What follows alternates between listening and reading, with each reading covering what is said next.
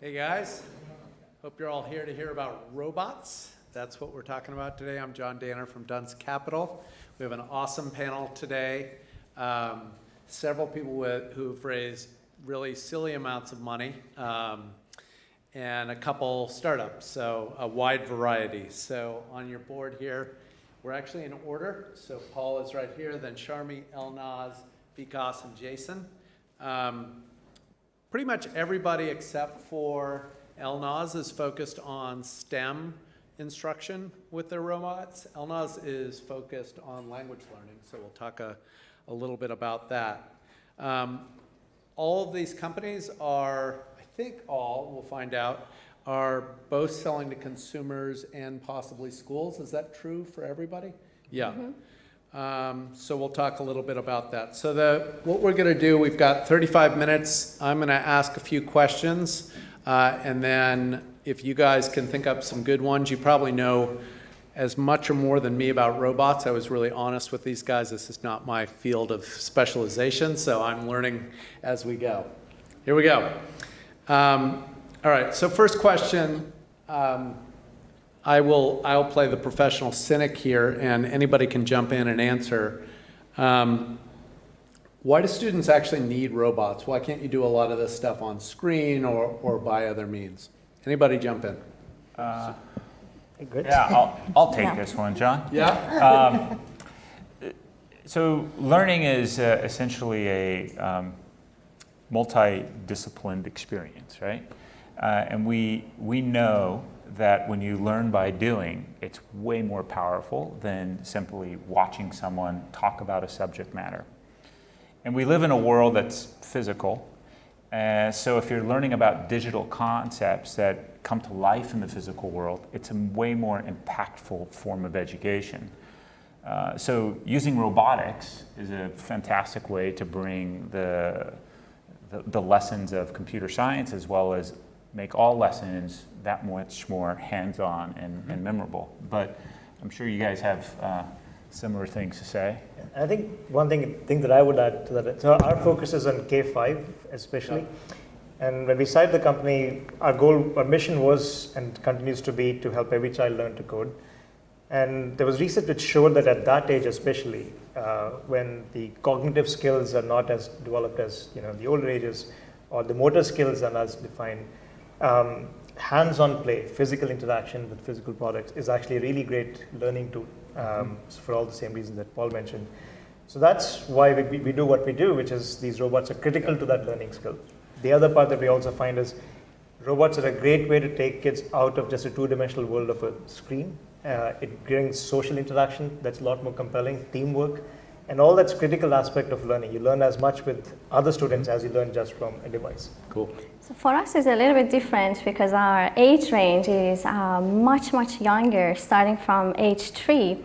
And what we've seen throughout the research we've done is actually working on the screen is a little bit damaging to their health, to their eyes, especially as they grow up. When they're older, it's okay, but at young age, it's really important not to constantly focus on big devices, big screens. So, and also I agree with everybody else that emotional bond that kids can actually have with a robot that looks like a friend, it's cute, they can play with it, it's just a very different experience. Cool. And that's your cute robot? Yes, it is. Awesome. So, probably the people in this room are bigger believers in robots than I am, but I'm going to continue to ask these kind of cynic questions. What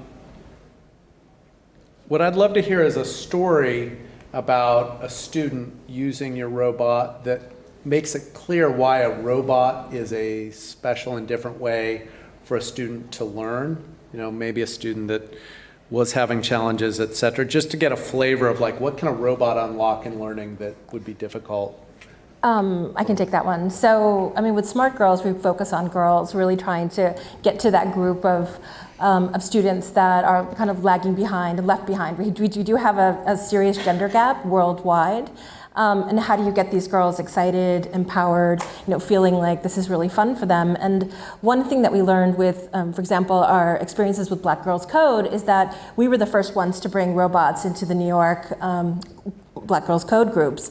And so when we walked into their offices, all the computers were just sitting there, and it was very quiet. All the girls were just like inside, like coding by themselves, not speaking to each other. And then as soon as we put the robots on the floor, and it just became completely interactive and fun and social. And so you can actually kind of change the way that they started learning because of the physical object on the floor, and that everyone had different roles, and you could actually code together as a group rather than individually. And I think that being able to give that to special learners, especially girls who don't necessarily like to have individual or kind of alone time where they want to spend hours and hours sitting behind a computer screen, but can still learn at the same time. Cool. For us, I think we hear stories every day. One of the things we do is we host a Wonder League robotics competition. And this year, 4th year in a row, it's grown to now 35,000 children competing every year, or this year, from 69 different countries.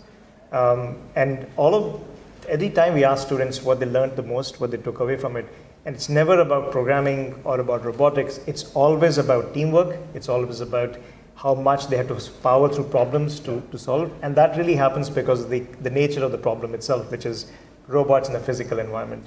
Yeah. And the one story or episode I remember is this team of girls from Michigan, Heartland, Michigan, small town, where the girls couldn't compete in the robotics competition for Lego because their brothers wouldn't let them compete. So these girls formed a team, and they competed in Wonder League, and they went on to win the worldwide championship. And so we were going to give them a $5,000 STEM grant, but because this is girls from home, so we sponsored their trip to go to the Lego finals.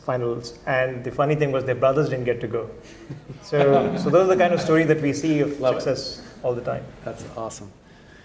Cool. So as I mentioned, all of you have chosen both to sell to consumers and to schools. Traditionally selling to schools is a pretty painful thing. It's difficult. People in this audience probably know as well as I do that schools are not the easiest consumer of new products like this. Why is it that you've chosen to sell to schools as opposed to just focus on consumer market? Jason, you want to start? So I think the reason is that right now the school market is the biggest market because we know that STEM education is a very new thing, and it's mainly from government that drive these things. So for normal consumers, they can't realize the value of a STEM robot, especially this is is more expensive than ordinary toys. So first, I think the school market is the biggest market, but for us, we are always looking forward to explore the consumer market. But the consumer market is very hard because you need to deliver a product that can let the students learn without anyone to help them. But in schools, we have teachers. Yeah. But in family, we don't have anyone. So we need a very good content together with the product. And the price will also need to be very good.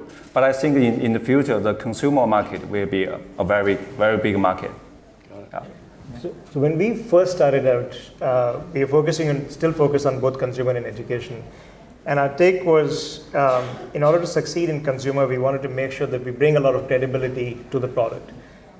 So we felt making sure it succeeds in education and actually has that halo effect, if you will, and the credibility we could earn by making it work well in the classroom is how we started out. But over time, we've also realized there are a couple of other benefits to being in education. And the biggest one that we find is impact, where not every family, not every child can possibly afford to have a robot in their home. And if we believe this is the best way for them to learn, how can we reach a much larger audience? So that impact, we work, for example, with a lot of Title I schools. We today in more than 3,300 school districts around the country. And a lot of students that we touch who experience the robots, who succeed with them, they're able to do it because these robots found their way into the school, so they didn't have to pay for it as much. So that impact is a huge benefit. It's not hard to sell to schools. I mean, we're all successful at doing it. It turns out that our average time to close a deal is 37 days. That's right? pretty great. And it's our average deal is $2,000 to $3,000 per school. But the thing that makes it hard is there's a pace of adoption. So it's not like you're going to go from 10 million in sales to 100 million in sales in 1 year. You just have to have the patience for the schools to understand your value proposition and what you're bringing.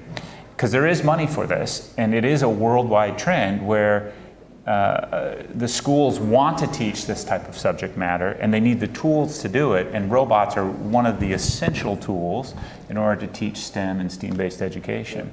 So you have to be comfortable with the pace of the market, but there is money there, and it's a good market to sell to.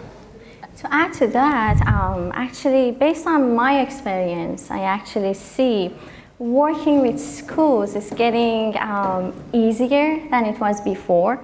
They are more receptive to the fact that the new technology is coming out and they really need to get into the space. And it also really depends on where you find these partners. At least for us, where we see it is, it's a little bit difficult for us to work with the schools in the US because of many rules and regulations, which is fine, but there are some countries outside that they've been pretty friendly and welcoming to try out our robot as pilots, some of them like Finland, in Japan, Singapore. So I think the fact that it's difficult now, it's almost getting away. It's just a matter of finding the right partner. And the reason to do it through schools is we really want to change the system, how the kids actually learn, by personalizing the education through their abilities. So we have to be in a larger group, get feedback from students as well as the teachers. I mean, I'd have to agree on that in the sense that, traditionally you think of robots only in computer science classes, but something that we're coming out with Smart Buddies is looking at social emotional learning and saying, okay, you can use this in an English class. And because teachers want to be able to use the robots in other classes and throughout, and be able to integrate STEM in English, in French class, even our apps in French. We've seen some schools using it, to teach French in a fun way, in history, and also of course in math. So how can you take the same product and be able to spread it out to 5 or 6 teachers and 5 or 6 classes? Makes sense. Cool.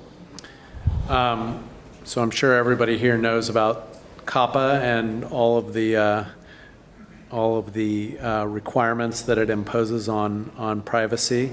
That seems like that might be a difficult thing in the world that you guys live in, with the amount of data that you are collecting, et cetera. So we don't need everybody to answer this, but one or two of you, how have you navigated COPPA and kind of, dealt with that and still made your product great and personalized? Well, COPPA is essentially US, and then you have GDPR, which is EU, and then you have other regional things. You just follow the rules, right? It's like, it's not, yes, it's restrictive, so you can't, blast email the kid saying, buy this new thing and, give us your money and go get your parents' credit card. Even though we all would like to, but you can't. And so you just have to follow the rules. So you have to dedicate resources to that, and you have to architect your system so it takes into consideration what the rules are. And it's really in the best interest of the kid, right? You don't want to have the kid at the front end of all of our marketing efforts. But it is an extra burden that you have to put on, and you have to manage the systems, and it's just work you need to do. And you need to make that investment. With artificial intelligence, though, and I think the amount of data that it requires to take in, I think that will change things. Don't you agree? No, it's to the extent that you are collecting data and you use it for your business purposes beyond the improvement of the product. Everything is anonymized. That I'm sure all of us are doing. Everything is aggregated, so you can't figure out that little Johnny and little Sally, use their robot today. But I just think it's it's just what you have to deal with in today's environment. It's just, part of doing business, just like. I think in Copa, one thing is specifically to that question you asked, it especially applies to collecting personal identified information, so PII data. And so we've embraced Copa and all the rules very early on, largely because I don't want to build a product that I wouldn't be comfortable using as a parent, right? So we apply very strict rules ourselves as to what product we want to bring to life. So as an example, children create programs, they write programs, and they want to share it with the world.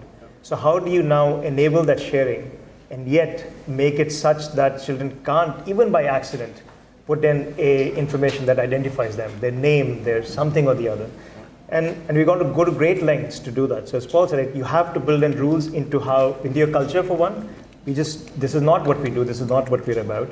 And then you architect the systems in a way which prevent us from kind of violating that. As an example, children today, like I mentioned, 35,000 teams competing around the world, they're sharing programs all the time, but they're sharing in a way where none of that information ever gets leaked, even by accident, by someone.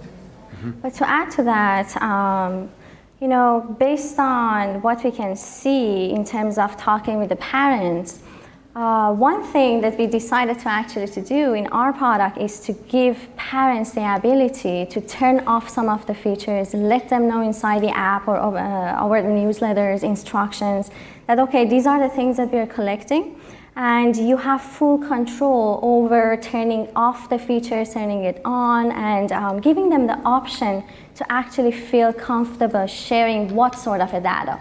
Of course, if they turn off some of the features, the robot is not going to have the functionality we hope, right. But we also let them know, what they get based on the functionalities they turn on and off. Yep. Recently, we developed a product in our new project that I think we know the effect of the COMPA. So in China, we don't have this kind of GDPR or COPA, this kind of things.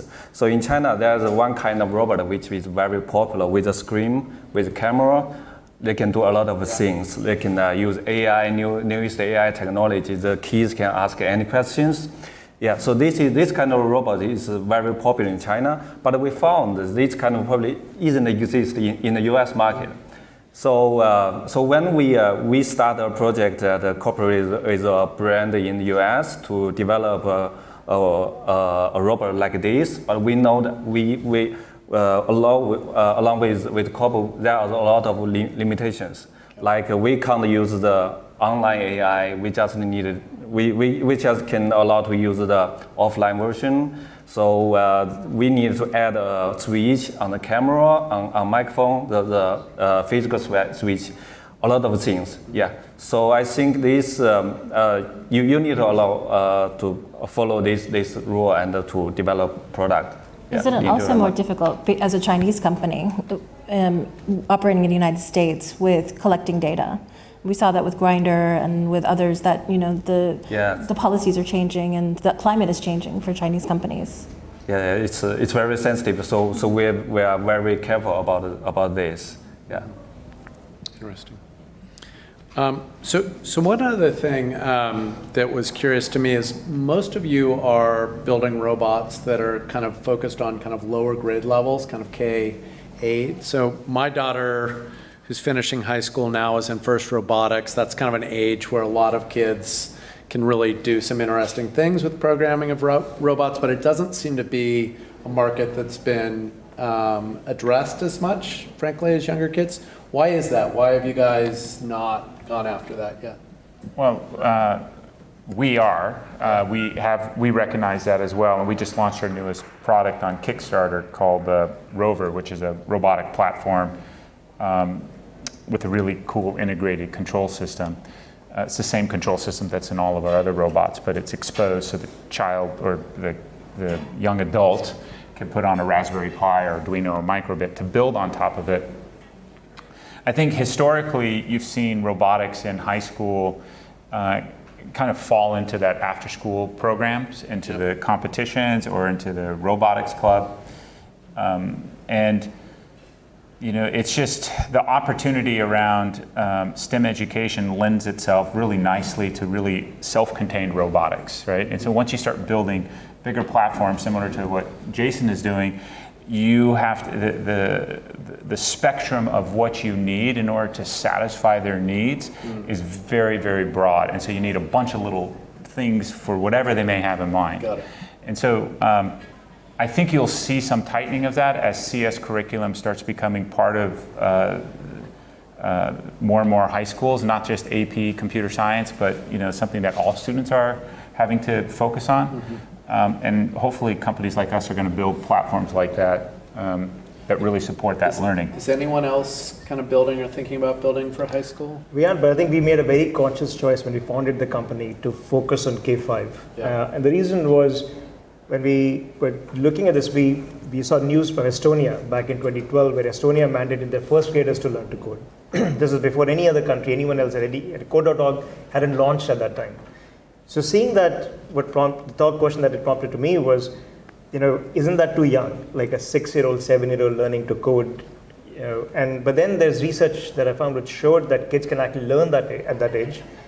And yet the research showed that the kids needed a tangible product, and no one had built the right product. So all the products you mentioned, like Mindstorms and other that existed until then, were only catering to middle or high school. So there wasn't any product that catered to K-5, and yet there's research which showed these kids are perfectly capable of learning. So that's the gap we directly sought out to address, and that's what we've been doing. I mean, for us, it was really looking at the data and saying that 65% of girls by age 13 decide that STEM is not for them. Yeah. So we had to focus on the exactly. So it's just focusing on teenage girls. It's not going to be a way to catch them. We had to catch them early and as soon as possible, basically, before they reach that age. That's a good segue, Sharmi, into kind of girls and for everyone in general. Like, how do they interact with robots in a different way, or how do you have to provide different tools or functions for girls as opposed to boys?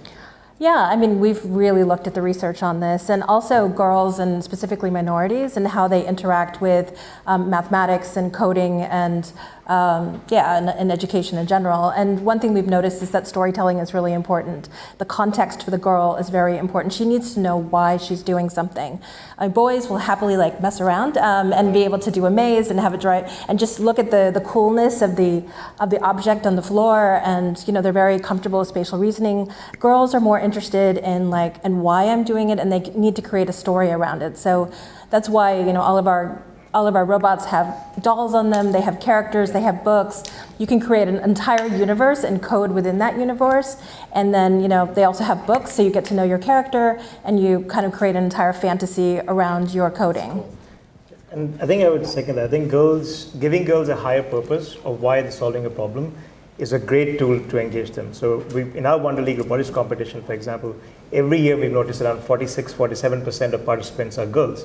And it's not by accident. So even ranging from the design of the robot. So when we were first testing our prototypes with girls and boys, we would often ask girls, do you want to play with it? What do you think?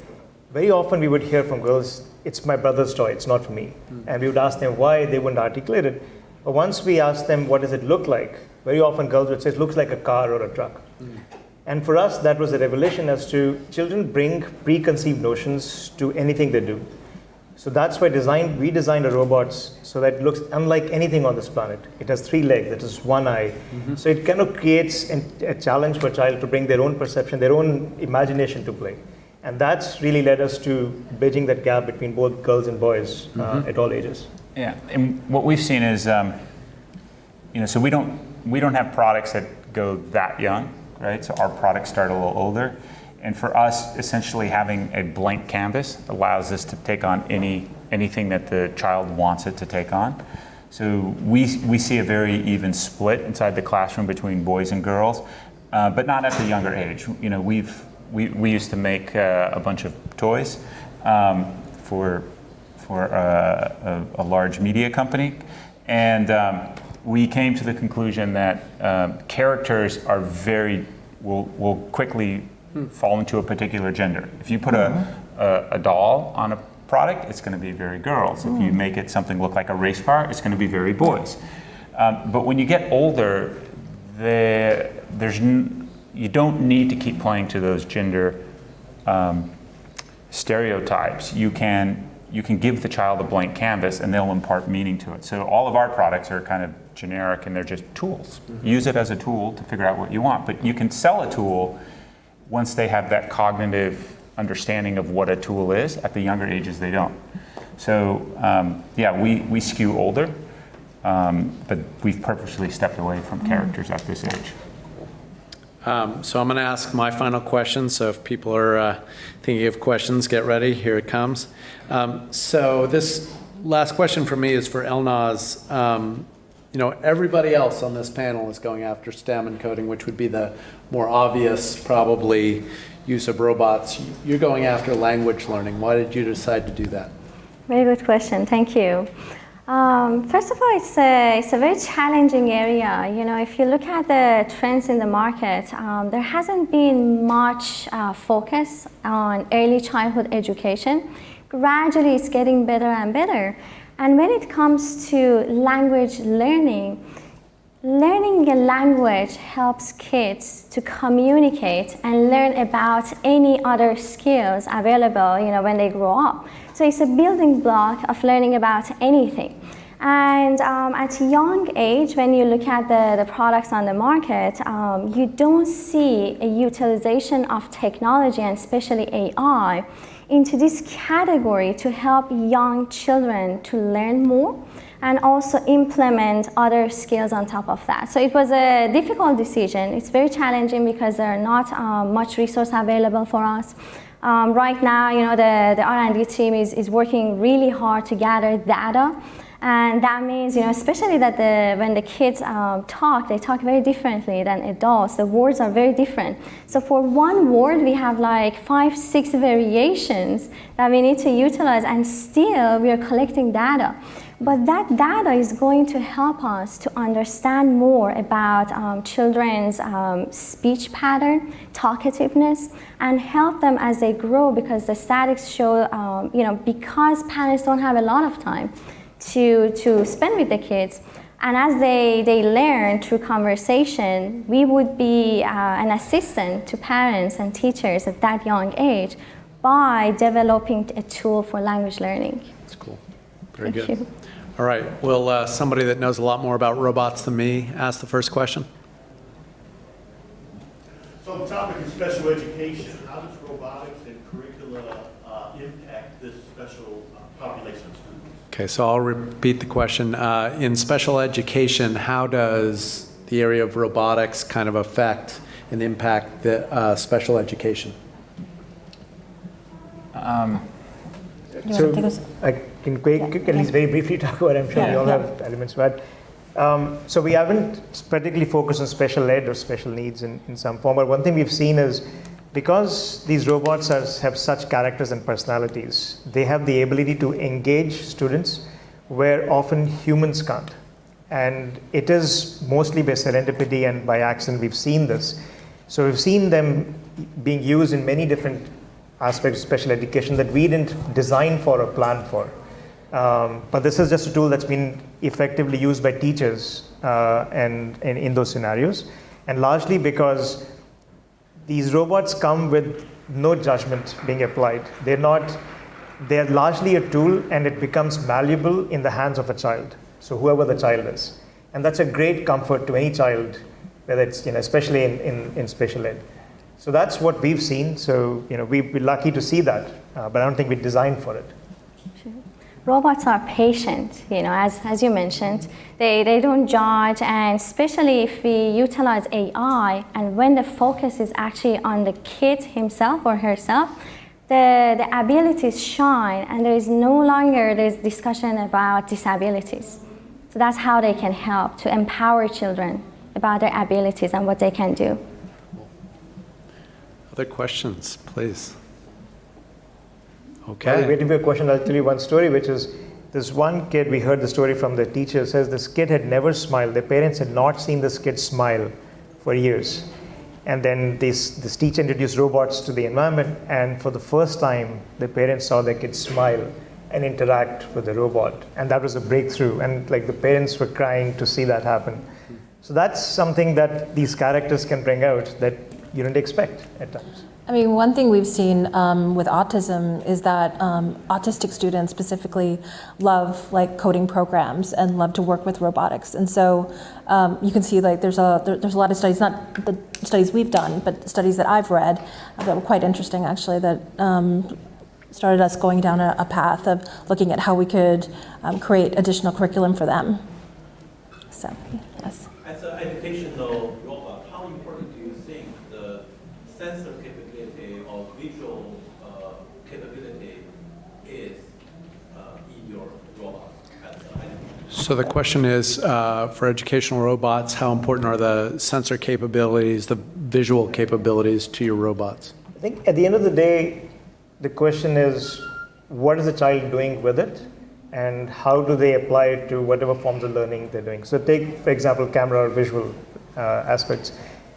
That technology to bring it to life in a robot, in a classroom or any setting will be a certain amount of cost that goes in. So they'll have to pay for it. The question is, do you see enough benefit in learning being applied? And if so, and is the cost kind of matches that, then it's a great tool to bring. Because any new sensor, any new technology you put in there will lead to new forms of exploration, beyond doubt. The question is it meaningful enough, and is there enough depth of learning there that a child can use it in? Then sure. Yeah. And then you have to go back to the question about COPPA and GDPR. Yeah, exactly. Cameras are inherently problematic when you're trying to do anything with children, and it's, you know, how you process the image is going to be, you know, a big issue when it comes to it. Like if you want to process the image all locally, you're going to spend a lot more on building that product, and if you want to send it up to the cloud, then you're going to trip all sorts of regulatory issues. So cameras are problematic, but they could be very powerful. It's just, are you willing to pay for them? And that's a big thing for all of us, is just making sure that our products are affordable. Because we all could build a $1,000 robot and we would, you know, we wouldn't be sitting here, right? Yeah, for us it's a little bit different because you know, we do have the camera and it does detect the kid's face in order to interact with them. Because what happens with young children is after a while they just don't want to interact with their toy and something that they used to play with it. So what the camera does, it detects their face and it can call them by name, initiate conversations. So for what we do, it's a very, very important aspect. And also having a touch sensor in the robot, it creates that emotional bond because it can show emojis, pictures, you know, when they touch the head or the body. So again, it has different use cases, but at least for us, even though with the regulations, this is very difficult, but we'd rather to keep it. So we've heard about privacy and the cost of the robot, but what are you running into for barriers in terms of teacher adoption, and how are you working through those? Yeah, so the question is, what have the challenges been with teacher adoption, and how have you worked through those? Jason, you want to take a shot at that?